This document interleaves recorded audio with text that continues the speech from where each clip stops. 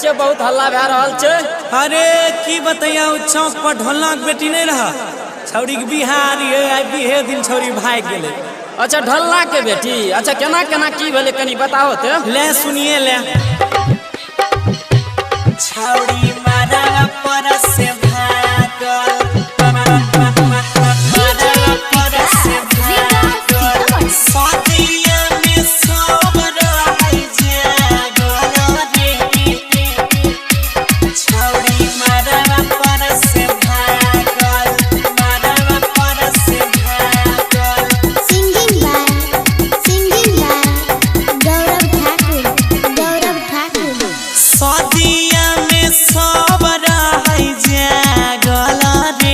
छौरी मारवा पर से भागल सदिया में सब रहै जागल रे। छौरी मारवा पर से भागल सगरे भे गेलै अनहार कहै दुल्हा लागै कार।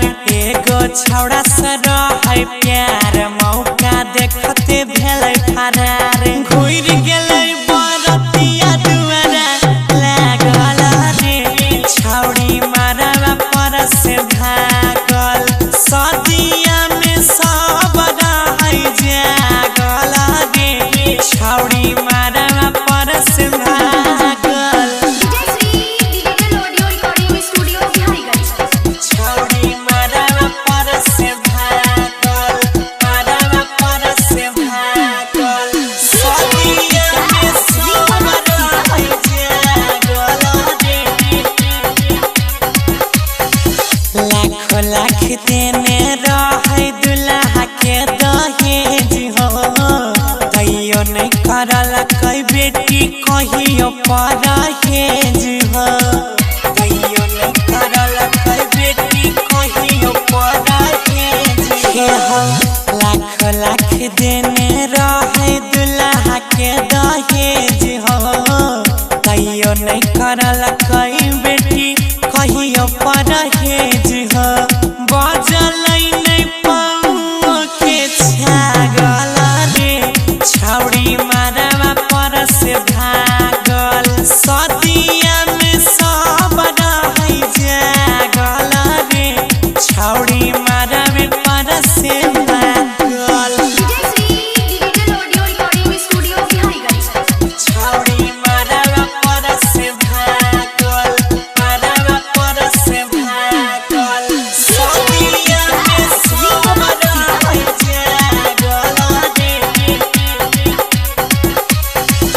डीजे बैंड पार्टी लेके आइल रहै बारात हो सबके मुँह करिया कर के भागल कर के खात हो।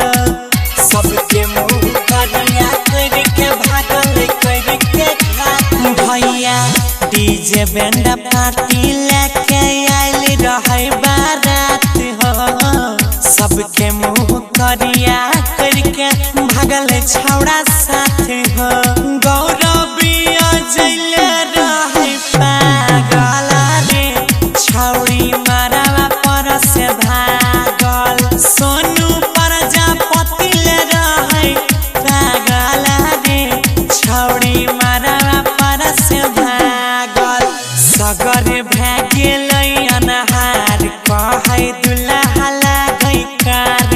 एगो छौड़ा से रहै प्यार मौका देखते भेलै फरार। घुर गेलै बरतिया दुआरा लागल रे। छौरी मारवा पर से भागल सदिया में सब रहै जागल रे। छौरी मारवा पर से भागल। बाप रे ई त अन्याय भे गेलो।